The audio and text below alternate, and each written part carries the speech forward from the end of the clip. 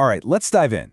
Today, we're going to master a skill that sounds simple, but is, honestly, a game changer: the art of the summary.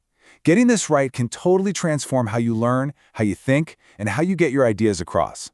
So, let's get into it. You know, this quote, it just nails it. Writing a summary isn't some boring homework assignment. Nope. It's about thinking clearly and having the guts to say, this is what truly matters. It's about presenting the core of an idea with real confidence. And that's a perfect lead-in to our first section here. The most powerful ideas, the ones that really stick, they almost always come from our ability to boil them down to their absolute essence. It's all about using a small pen to capture a huge idea. So let's get down to brass tacks. What are we even talking about? Well, a summary is just a short version of a longer text. Simple, right? But, and this is a big but, there's a real art to making that short version pack a punch. A really great summary has 3 non-negotiables. First, it's got to be short. I mean, that's the whole point.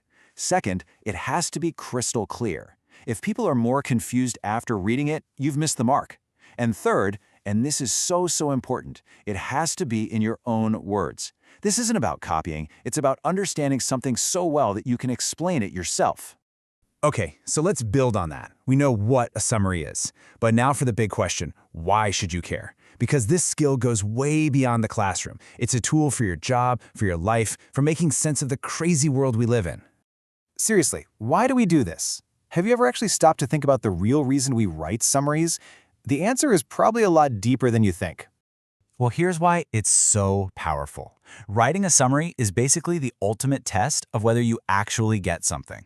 It forces you to hunt for the most important details and ignore the noise. It lets you explain a whole book or movie in like 30 seconds. But the biggest thing, it's a workout for your brain.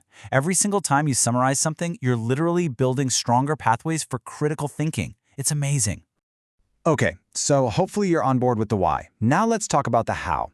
I'm going to give you a super simple 5-step guide that you can actually remember. Just think of it as the ABCDE method. Here it is, the whole roadmap. First, A is for read. You got to read or listen carefully. You can't summarize what you didn't absorb. Next, B is for identify the main ideas. Then, C is for remove all the extra fluff. D is for rewrite it, using your own voice. And finally, E is for check your work. See? Super logical, and it works every time. Let's zoom in on step B for a second, because it's so important. This is where you put on your detective hat. To find those main ideas, just ask the classic reporter questions: who, what, when, where, and the big one, why. This is your toolkit for finding the hidden skeleton of any story. And then we get to step C, which, not gonna lie, is kind of my favorite. You have to be ruthless. Seriously. Your job here is to be a tough editor. You're looking for anything that isn't absolutely necessary. Extra examples, things the author said 3 times, beautiful but unnecessary descriptions. Snip, snip, snip. Get it down to the essentials. Okay, enough theory. The best way to learn this stuff is to actually do it. So let's get our hands dirty and put our ABCDE method to the test with a story I bet a lot of you know, The Lorax by the one and only Dr. Seuss. So, we've all read the story, right? That's step A, done. Now for step B, identify. Let's fill out our little chart. Who's in this story? The Onceler and the Lorax, our main players. What's going on? The Onceler's chopping down trees to make money and it's wrecking the place. Where is this happening? In a beautiful, natural land. And the all-important why? Well, that's the conflict, right? The Onceler wants profit, the Lorax wants to save the trees, boom. The entire plot is right there in that table.